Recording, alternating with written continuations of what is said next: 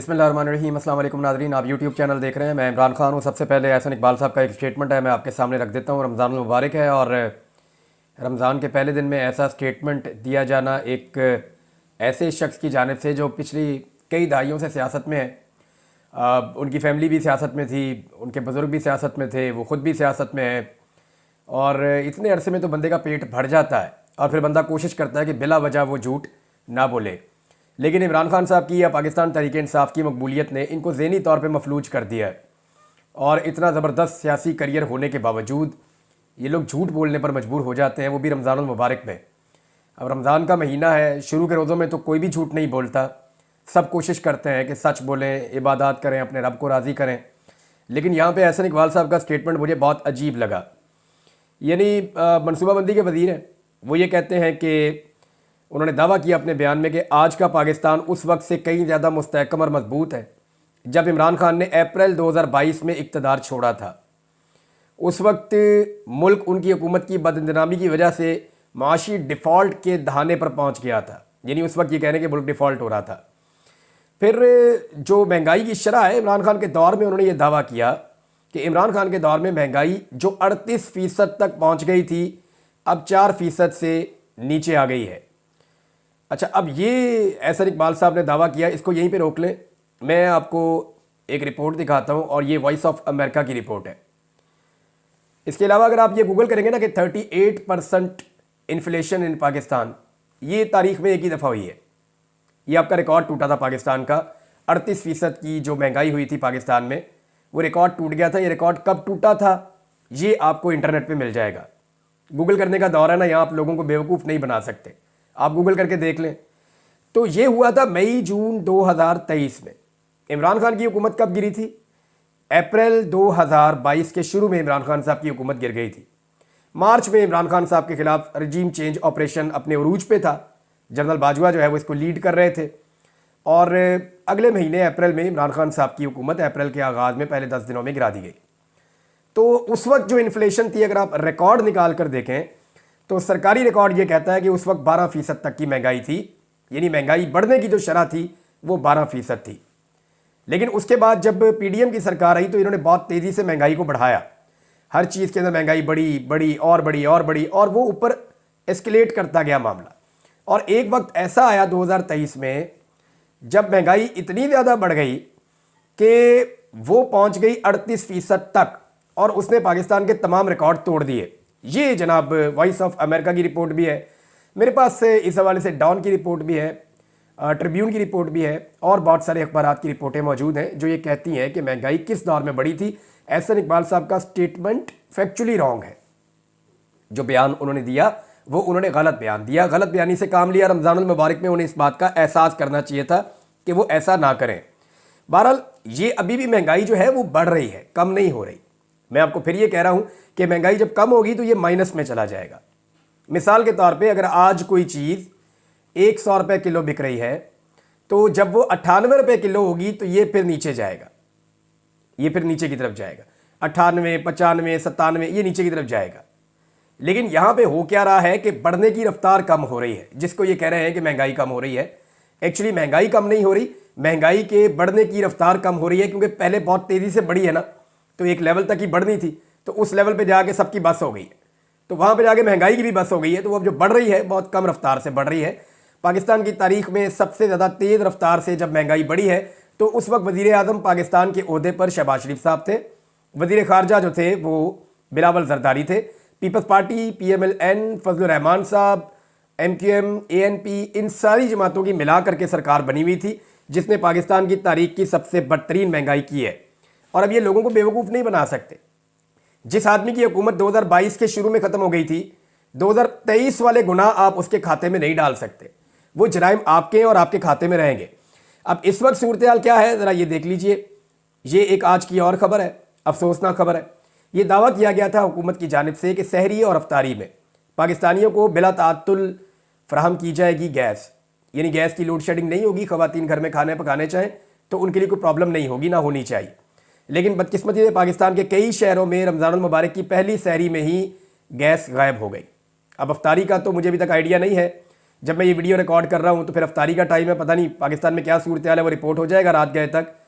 लेकिन रावलपिंडी हो या कराची हो या कई और शहर हो, बहुत सारी जगहों पर लोग होटलों की तरफ गए, वहाँ से जाके उन्होंने सहरी का सामान ख़रीदा, तंदूरों के ऊपर रश लग गया कि वहाँ से जाके वो रोटियाँ लेकर आए, क्योंकि घरों के अंदर गैस नहीं आ रही थी। कितनी बदकिस्मती है कि ये पहला दिन है रमज़ान का और पहले ही दिन हुकूमत के वादे टूट गए। हुकूमत ने जो दावा किया था कि रमज़ानुल मुबारक में गैस की लोड शेडिंग नहीं होगी, तो पहली ही सहरी में गैस गायब हो गई बदकिस्मती से। नादरीन, एक इशू है जिसकी तरफ मैं बार बार निशानदेही करता रहा हूँ माजी में, लेकिन इसके ऊपर तवज्जो नहीं दी गई पाकिस्तान में, और ये बड़ी बदकिस्मती है पाकिस्तान की कि हम तब तक नहीं जागते जब तक हालात हमारे हाथ से निकल ना जाए। ये इशू है जी गंदम का। मैंने आपको बताया था कि एक्चुअली सबसे ज़्यादा गंदम पाकिस्तान में पंजाब में और सिंध में होती है। तो पंजाब में गंदम की बहुत बड़ी प्रोडक्शन होती है और यहाँ पे गंदम को ख़रीदा जाता है किसानों से। हुकूमत किसानों से गंदम ख़रीदती है और इस बात का ख्याल रखती है कि किसानों को सस्ती गंदम ना बेचनी पड़े। लेकिन मरीम नवाज़ ने यहाँ किसानों से बदला लिया इस बात का कि मैं कौन सा तुम्हारे वोटों से आई हूँ, तुम सब ने वोट डाले पाकिस्तान तहरीक इंसाफ को, तो मैं तुम्हें सज़ा दूंगी। तो हुआ ये कि किसानों को इस तरह सज़ा दी गई कि उनकी गंदम की एक कीमत मुकर्रर की गई, पहले तो वही बहुत कम की गई, लेकिन फिर उस कीमत के ऊपर गंदम खरीदी भी नहीं गई। गवर्नमेंट ने यह कहकर गंदम खरीदने से इनकार कर दिया कि इसमें करप्शन होती है, और आम जो आड़ती हैं उनके हाल पर छोड़ दिया किसानों को। तो किसानों की लुटमार हो गई बहुत ज़्यादा, किसान मायूस हो गया, कर्जे के नीचे चला गया। और उस वक्त मैंने आपको ये कहा था कि अगले साल जब गंदम की काश्तकारी होगी तो गंदम तखमीने से कम काश्त करेगा किसान। उसकी वजह यह है कि ना सिर्फ किसान मायूस हुआ बल्कि उसको किसी किस्म की सपोर्ट नहीं मिली, और किसान को गंदम जब उसकी नहीं बिकेगी मार्केट में तो वो अपनी ज़रूरत से ज़्यादा की गंदम लगाएगा भी नहीं। और यही हुआ। इस वक्त जो आदाद शुमार आ रहे हैं, जो रिपोर्ट्स आ रही हैं, ये siyaasat.pk के ऊपर एक खबर लगी हुई है, गंदम की पैदावार 11% यानी 11% कम हो सकती है इस मरतबा, क्योंकि काश्तकारी कम हुई है, और 28 मिलियन मैट्रिक टन से नीचे आने का खदशा है। पाकिस्तान को $1 अरब की गंदम बाहर से मंगवाना पड़ेगी। वजारत ख़जाना ने खतरे की घंटी बजा दी है। ये जनाब वजारत ख़जाना ने इस बात का इंदिया दे दिया है कि क्योंकि गंदम का किसान पिस गया था, उसने ज़्यादा गंदम नहीं लगाई, तो पाकिस्तान अपनी ज़रूरत के मुताबिक भी गंदम इकट्ठी नहीं कर पा रहा। अब पाकिस्तान को गंदम इंपोर्ट करनी पड़ेगी बैरून मुल्क से। ये गंदम कहाँ से आती है? ये ज़्यादातर आती है आपके पास रशिया से या यूक्रेन से, इस तरफ से आती है। यहाँ पे गंदम की पैदावार बहुत ज़्यादा है, हालांकि वहाँ पे जंग लगी हुई है। लेकिन अब $1 अरब की गंदम कम से कम बाहर से मंगवानी पड़ेगी।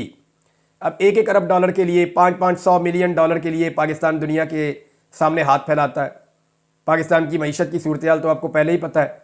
ऐसी सूरत हाल में जब दोबारा से $1 अरब की गंदम आपको इंपोर्ट करनी पड़ जाए तो इससे पाकिस्तानी किसानों को तो नुकसान होगा, लेकिन पाकिस्तान अपना पैसा किसी और मुल्क में मुंतकिल भी करेगा तो ये पाकिस्तान का ज़र मुबादला है ना, इससे पाकिस्तान को नुकसान होगा। तो पाकिस्तान मैनेज नहीं कर पाया, या पाकिस्तान की हुकूमत की जो पॉलिसी थी वो ठीक नहीं थी। अगर ये पॉलिसी दुरुस्त होती तो ऐसी सूरत हाल का कभी भी सामना ना करना पड़ता। हमने ज़ोर किस चीज़ पर दिया हुआ है? ज़ोर दिया हुआ है जनाब, हमने वजारतें बढ़ानी हैं। अभी जब वजारतें बढ़ी हैं तो तादाद 50 से ऊपर चली गई है। पाकिस्तान ने 50 मुकम्मल कर लिए, हालांकि बड़े बड़े मुल्कों में इतने वजीर नहीं हैं। यहाँ एक रिपोर्ट है, और ये रिपोर्ट बनाई है, मैंने देखी सोशल मीडिया पे, आमिर सईद अब्बासी साहब ने इसको पोस्ट किया। अच्छा, ये रिपोर्ट बताती है कि अमेरिका में 26, बरतानिया में 31 और भारत में 30 और जापान में 24। तो दुनिया के जो बड़े बड़े मुल्क हैं वहाँ पे वज़रा की तादाद पाकिस्तान की निस्बत बहुत कम है। आप न्यूजीलैंड चले जाएँ, ऑस्ट्रेलिया चले जाएँ, यूरोपीय यूनियन के ममालिक में जाकर देख लें, दुनिया के बेहतरीन ममालिक हैं, वहाँ पे भी इतने ज़्यादा वज़ीर नहीं हैं जितने पाकिस्तान ने रख लिए हैं। तो पाकिस्तान क्या इतनी तरक्की कर रहा है कि इतने पाकिस्तान के शोबे आगे जा रहे हैं कि हमें ज़्यादा से ज़्यादा वज़ीरों की और वजारतों की ज़रूरत है। हमें तो ये चीज़ें कम करनी चाहिए। अब जब इन वज़ीरों के प्रोटोकॉल गुजरेंगे सड़कों से तो लोग माइंड नहीं करेंगे, लोग बुरा नहीं मनाएंगे कि खाने के लिए आप हमें रोटी नहीं देते, बेड़ा गर्क आपने पाकिस्तान का कर दिया। इमरान खान के दौर से आज आप मवाजना कर लेना। एहसन इकबाल साहब का स्टेटमेंट आप एक तरफ रख दें, आप इमरान खान साहब के दौर का मवाजना कर लें। कोई एक चीज़ आप मुझे बताएं, बिजली क्या इमरान खान के दौर से सस्ती है आज? नहीं, 4 गुना महंगी है। गैस क्या इमरान खान के दौर से सस्ती है आज? नहीं, 1000% से ज़्यादा महंगी है। गैस तो बहुत महंगी कर दी इन्होंने। डॉलर क्या कम कीमत में आ गया? नहीं, 100 रुपये कीमत डॉलर की भी बढ़ गई है। क्या पेट्रोल कम कीमत हो गया? नहीं, पेट्रोल की कीमत भी 100 रुपये लीटर से ज़्यादा इन्होंने बढ़ा दी है, 125 रुपये के करीब। तो कोई भी चीज़ हो, चाहे चावल है, आटा है, दालें हैं, घी है, चीनी है, کچھ بھی ہے جو کھانے پینے کی چیزیں ہیں، سبزیاں دالیں آپ کر لیں، ابھی تو بلکہ جو پھلوں کا ریٹ آیا ہے مارکیٹ میں حیران ہو گئے، یعنی پہلے ہی رمضان المبارک میں مہنگائی کا ایک طوفان آ گیا ہے، اور اسی دن پہ پاکستان کے فیڈرل منسٹر ایک ایسا سٹیٹمنٹ دیں جو لوگوں کے زخموں کو کرے دے، یہ بڑی تکلیف دہ بات ہے۔ ناظرین، پاکستان پیپلز پارٹی اپنا دباؤ لگاتار بڑھا رہی ہے۔ میں نے آپ کو پچھلے ویلاگ میں بتایا تھا کہ شرجیل انعام میمن ہوں یا ناصر حسین شاہ صاحب ہوں، یہ لوگ اس بات کے اوپر زور دے رہے تھے کہ پاکستان پیپلز پارٹی کے پاس اصلی فارم 45 ہے اور بلاول کا حق ہے کہ وہ وزیر اعظم بنے۔ اب اسی طرح سید نوید قمر صاحب نے بھی ایک وارننگ دی تھی کہ جو بجٹ آ رہا ہے اس حوالے سے ہم جو ہے وہ ووٹ دینا ہے یا نہیں دینا، ہمیں اس کے اوپر فیصلہ کرنا پڑے گا، تو دھمکی آمیز ایک ان کا رویہ تھا۔ اب نبیل قبول صاحب نے بھی ایک سٹیٹمنٹ دے دیا ہے۔ نبیل قبول صاحب کہتے ہیں کہ ہم نے نون لیگ کو 17 نکات دیے، اگر وہ ہمارے نکات پر عمل نہیں کرتے تو ہو سکتا ہے کہ ہم ان کی سپورٹ کرنا چھوڑ دیں، ہم ان کے لیے کیوں گالیاں کھائیں، یہ اپنے لوگوں کے ساتھ بھی وعدہ خلافی کرتے ہیں، نبیل قبول نے کہا۔ ایک خبر اس میں اور ہے کہ بلاول نے بھی ابھی شہباز شریف سے ایک ملاقات کرنی ہے، کیونکہ وہ جو مطالبات کر رہے ہیں ان کا یہ ماننا ہے کہ پیپلز پارٹی کی بات نہیں مانی جا رہی۔ دیکھیں، جو اصل بات ہے وہ میں نے آپ کو کل بتا دی ہے کہ بلاول کو اسی دور حکومت میں وزیر اعظم پاکستان بننا ہے۔ زرداری صاحب کو اس بات کی بہت جلدی ہے اور وہ اپنی زندگی میں اپنے بیٹے کو ایک مرتبہ وزیر اعظم بنانا چاہتے ہیں، کیونکہ انہیں یہ لگتا ہے کہ ایک مرتبہ بلاول کو پہلی مرتبہ اگر میں نے وزیر اعظم بنا لیا تو پھر یہ رستہ کھل جائے گا، وہ فیوچر میں بھی وزیر اعظم بن سکتا ہے اور میرے بچوں کی پالیٹکس جو ہے وہ کھڑی ہو جائے گی۔ لیکن اگر بلاول وزیر اعظم نہ بنا آصف علی زرداری صاحب کے ہوتے ہوئے، تو زرداری صاحب کو اس بات کا خطرہ ہے کہ بلاول کی جو سیاسی فہم ہے وہ اتنی زیادہ نہیں ہے کہ وہ بعد میں اتنی بڑی پارٹی کو بھی کنٹرول کر پائے اور پاکستان کے وزیر اعظم بھی بن پائے اور ساری چیزوں کو مینیج کر پائیں۔ اب ایک سٹیٹمنٹ جو ہے وہ رضا ربانی صاحب کا بھی آیا ہے۔ رضا ربانی صاحب کا سٹیٹمنٹ اگر آپ دیکھیں تو آپ کو حیرت ہونی چاہیے ویسے، کہ منظوری کے تقریباً 1 مہینے کے بعد، یعنی یہ بل منظور ہوا تھا پیکا کا کالا قانون، اس کے 1 مہینے کے بعد رضا ربانی نے پیکا کو کالا قانون قرار دے دیا۔ یعنی اگر رضا ربانی کی نظر میں یہ کالا قانون ہے تو اس کے اوپر دستخط تو صدر پاکستان نے کیے ہیں، اور صدر پاکستان کے دستخط کے بغیر تو یہ قانون بن ہی نہیں سکتا تھا۔ جس قانون کو رضا ربانی کالا قانون سمجھتے ہیں، پاکستان پیپلز پارٹی کے جو صدر ہیں زرداری صاحب، وہ اس کو کالا قانون نہیں سمجھتے۔ پھر اس کے حق میں جو ووٹ دیا قومی اسمبلی میں وہ ساری کی ساری پیپلز پارٹی نے دیا۔ اگر پیپلز پارٹی اس کالے قانون کے حق میں ووٹ نہ دیتی تو یہ قانون بنتا ہی نہ۔ تو یہاں رضا ربانی صاحب کچھ اور کہہ رہے ہیں جبکہ پاکستان پیپلز پارٹی کا موقف کچھ اور ہے۔ ایکچولی یہ موجودہ حکومت پہ اور اسٹیبلشمنٹ پہ دباؤ ڈالنا چاہتے ہیں اور دباؤ ڈال کر انہیں باور کروانا چاہتے ہیں کہ اپنا وعدہ یاد رکھو، بلاول کو وزیر اعظم پاکستان بنانا ہے، جو مارکیٹ میں خبر گردش کر رہی ہے، اور یہ بہت سارے لوگ اس خبر کے دعوے دار ہیں۔ ان کا یہ کہنا ہے کہ یہ چیز ان کی طے پا گئی ہے، اس کے بارے میں بات نہیں کرتے صرف۔ ایک اور ناظرین سٹیٹمنٹ ہے اور یہ بڑا انٹرسٹنگ سٹیٹمنٹ ہے۔ یہ سٹیٹمنٹ دیا ہے عطا تارڑ صاحب نے، اور عطا تارڑ صاحب کی ایک تو ڈیوٹی بڑی مشکل ہے، بڑی مشکل جاب ہے کہ ہر اس چیز کو ڈیفینڈ کرنا پڑتا ہے جسے پاکستان میں کیا دنیا میں کوئی ڈیفینڈ نہیں کر سکتا۔ اب وہ کہہ رہے ہیں کہ محسن نقوی پر تنقید کرنے والوں کو اتنا کہنا چاہتا ہوں کہ ان کے اوپر تنقید نہ کریں، انہوں نے کچھ آسٹریلیا کو اور انگلینڈ کو پاکستان میں ٹیسٹ سیریز میں بھی شکست دی تھی، تو یہ جو اتنی بدترین قسم کی شکستیں پاکستان کو ہو گئی ہیں، بنگلہ دیش سے پاکستان نہیں جیت پا رہا، T20 ورلڈ کپ میں پاکستان کی درگت بن گئی، جہاں پہ کبھی ہمارا دنیا کے ساتھ مقابلہ ہوتا ہے یا اسپیشلی ہمارا انڈیا کے ساتھ مقابلہ ہوتا ہے، وہاں پہ ہم جیت ہی نہیں پاتے، ہاتھ پاؤں پھول جاتے ہیں ہمارے پلیئرز کے، اور کوئی چھوٹا موٹا میچ اگر ہم جیت جائیں تو اس کے اوپر آپ رولا نہیں ڈال سکتے۔ ٹیم نے چیمپئن ٹرافی میں بڑے ٹورنامنٹ کا پریشر لیا ہے، پرفارم نہیں کر سکے، ہار جیت کھیل کا حصہ ہے، انشاءاللہ بہتر دن آئیں گے، میچ ہار گئے ہمت مت ہارو۔ اب میرے خیال میں تو تارڑ صاحب کو جو ہے وہ ڈیفینڈ کرنا چاہیے قذافی سٹیڈیم کی جو تعمیر ہوئی ہے ناقص، اور اس کے بعد بارش میں جس طرح وہ بہہ گئی اس کی چھتیں، جس طریقے سے وہاں پہ پانی اکٹھا ہو گیا، اور جس طرح وہ میڈیا پہ تو رپورٹ نہیں ہوا لیکن سوشل میڈیا پہ رپورٹ ہوا، تو اس کے بارے میں عطا تارڑ صاحب کیا کہتے ہیں۔ محسن نقوی صاحب کے بارے میں سب جانتے ہیں کہ ان کے پاکستان کی ملٹری اسٹیبلشمنٹ کی ٹاپ لیڈرشپ کے ساتھ بڑے شاندار تعلقات ہیں، انہی تعلقات کی بنیاد پہ انہیں سینیٹر بھی بنایا گیا، انہیں وزیر اعلیٰ پنجاب نگران بنایا گیا 1 سال کے لیے، انہیں جو ہے بعد میں وزیر داخلہ بھی بنایا گیا، انہیں چیئرمین PCB بھی بنایا گیا۔ محسن نقوی اس ملک میں جو چاہتے ہیں وہ کرتے ہیں، جس طرح چاہتے ہیں چیزیں کنٹرول کرتے ہیں، کیونکہ ان کے پاکستان کی اسٹیبلشمنٹ کی ٹاپ قیادت کے ساتھ بڑے شاندار تعلقات ہیں، آرمی چیف کے ساتھ ان کے اچھے تعلقات ہیں۔ اب یہی مجبوری ہے، سارے ان سے ڈرتے ہیں اور عطا تارڑ بھی مجبور ہیں انہیں ڈیفینڈ کرنے پہ یہ وہ عطا رہے ہیں جو نواز شریف کو صحیح طریقے سے ڈیفینڈ نہیں کر سکتے، لیکن آپ شومی قسمت دیکھیں کہ انہیں ڈیفینڈ کرنا پڑ رہا ہے محسن نقوی جیسے ایک مشکل پروجیکٹ کو۔ سلمان اکرم راجہ صاحب کا ایک سٹیٹمنٹ ہے ناظرین، اور اس سٹیٹمنٹ میں ایک چیز انہوں نے بہت کلیئرلی کہی ہے۔ یعنی یہاں پہ ان سے ایک سوال پوچھا تھا ایک صحافی شہزاد اقبال صاحب نے کہ آپ کو انصاف عدلیہ سے ملنا ہے یا سڑکوں سے؟ دیکھیں، اگر پاکستان ایک نارمل ملک ہے تو پھر تو یہ سوال بالکل جائز ہے کہ جناب سڑکوں پہ تو آپ کو انصاف نہیں ملنا نا، انصاف تو آپ کو عدالتوں سے ملنا ہے، تو آپ عدالتوں میں کیوں نہیں جاتے؟ یہ بڑا کامن سینس کا کوسچن ہے۔ لیکن جب جواب ان کا آیا تو اس کے اندر جو ہے وہ انہوں نے سارا کچھ ہی بتا دیا۔ وہ یہ کہتے ہیں آپ نے کبھی عدالتوں کا حال دیکھا ہے؟ خدا کا نام لیں، پہلے ہم ٹرائل کورٹ کو روتے تھے، اب ہائی کورٹ اور سپریم کورٹ کو مغلوب کر دیا گیا ہے، قبضہ ہو گیا ہے سپریم کورٹ پہ بھی اور ہائی کورٹ پہ بھی۔ آپ عدالتوں کو خدا کے لیے بھول جائیں، ہمارا ان پر اب کوئی تکیہ اور توقع نہیں ہے۔ یہ سلمان اکرم راجہ صاحب نے کہا، کیونکہ عدلیہ سے تو اب کوئی امید باقی نہیں رہی۔ میرے خیال میں یہ پوری سرجری ہونی ہے، پاکستان کے اندر ایک بڑا آپریشن ہونا ہے۔ وہ پاکستان کی عوام کب کرتی ہے، یا پاکستان کے ادارے وہ عوامی آپریشن ہونے سے پہلے سمجھ جاتے ہیں کہ ٹھیک ہے پاکستان میں ایک فری اینڈ فیئر الیکشن کروا دیا جائے تاکہ اس کے نتیجے میں جو حکومت بنے وہ پاکستان کے آئین کو بحال کرے، پاکستان کی عدلیہ کو واپس اس کی عزت کے ساتھ اس کی سپیس واپس دے، اور پاکستان کے جو معاملات ہیں ان کو واپس درست کرے، انسانی حقوق کے معاملات ٹھیک ہوں، پاکستان کی معیشت ٹھیک ہو، باقی چیزیں ٹھیک ہوں۔ تو یہ تو ایک نئے الیکشن کے ساتھ ہو سکتا ہے، یا تو کوئی انقلابی تحریک چلے تو یا پھر ایک پاکستان میں نیا الیکشن ہو، اس کے علاوہ اور ایسا کوئی رستہ باقی نہیں ہے۔ شاہین صہبائی صاحب ہیں جی، سینئر جرنلسٹ ہیں، انہوں نے ایک مشورہ دیا پاکستان کے تمام میڈیا کو۔ میں بھی ایک دو دن پہلے سے یہ بات کر رہا تھا، لیکن انہوں نے آگے اس کا حل بھی بتایا کہ جس طرح ایک ایک کر کے میڈیا والوں کو نوکری سے نکالا جا رہا ہے یا ان کی نوکریاں خطرے میں ہیں، تو انہوں نے کہا میں نے اپنے صحافی بھائیوں اور بہنوں کے نام ایک اپیل ٹویٹر پر کی ہے اور ان دوستوں سے عرض کیا ہے کہ آپ سب اپنا ایک گروپ بنائیں اور ایک دن سب مل کر اپنے پروگرام بند کر دیں جب تک کہ حکومتی سختیاں ختم نہ ہو جائیں۔ وہ 2-3 ماہ اپنے shows social media, podcast, YouTube اور ٹویٹر پر کریں، آپس میں ہی گیسٹ بنے ایک دوسرے کے اور کھل کر بات کریں۔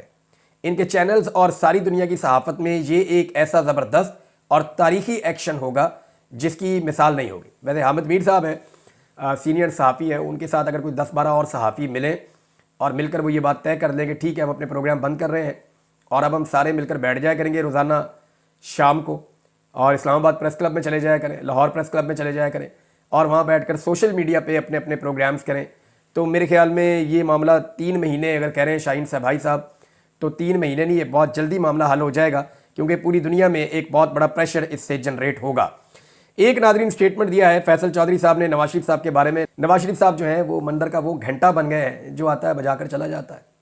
یعنی فیصل چودھری صاحب کہہ رہے ہیں کہ نواز شریف کی غیرت تو 8 فروری 2024 کو اس وقت مر گئی تھی جب انہوں نے پاکستان تحریک انصاف کی فتح کو تسلیم نہیں کیا۔ اگر اس دن وہ پی ٹی آئی کی فتح کو تسلیم کر دیتے تو ان کی کچھ عزت باقی رہ جاتی۔ نواز شریف عوام اور اسٹیبلشمنٹ میں ڈسکریڈٹ ہو چکے ہیں اور اب انہیں ان کی بیٹی اور بھائی نے ڈمپ کر دیا ہے۔ دیکھیں اسٹیبلشمنٹ کی نظر میں کیوں کہہ رہے ہیں فیصل صاحب، یہ بات آپ ذہن میں رکھیں کہ نواز شریف صاحب نے ہمیشہ اسٹیبلشمنٹ کو یہ باور کروایا کہ وہ اصولی سیاست کرتے ہیں۔ اگر میاں نواز شریف صاحب یاسمین راشد کے مقابلے میں سیٹ لینے کی ضد نہ کرتے تو اسٹیبلشمنٹ میں میاں نواز شریف صاحب کی عزت رہ جاتی۔ یعنی اسٹیبلشمنٹ کے دماغ میں کم سے کم یہ بات کہیں نہ کہیں کونے میں ہوتی کہ نواز شریف ایک غیرت والا آدمی ہے، نواز شریف نے ہاری ہوئی سیٹ کے اوپر جیتنا پسند نہیں کیا اور وہ اپنے اصولوں کے اوپر کھڑا رہا۔ لیکن ایک سیٹ کے لیے نواز شریف صاحب نے جیسے ایک کینسر کی پیشنٹ کو جیل کے اندر وہ بند رکھ کے انہیں تکلیف دے کے جیسے ان کی سیٹ چرائی ہے، میاں نواز شریف صاحب نے مینڈیٹ تو چوری کیا ان کی پارٹی نے، جیسے میاں صاحب نے اپنی ذاتی سیٹ چوری کی ہے، اس سے اسٹیبلشمنٹ کی نظروں میں بھی میاں نواز شریف صاحب کی وقت، اہمیت اور عزت ختم ہو گئی ہے، وہ ڈسکریڈٹ ہو گئے۔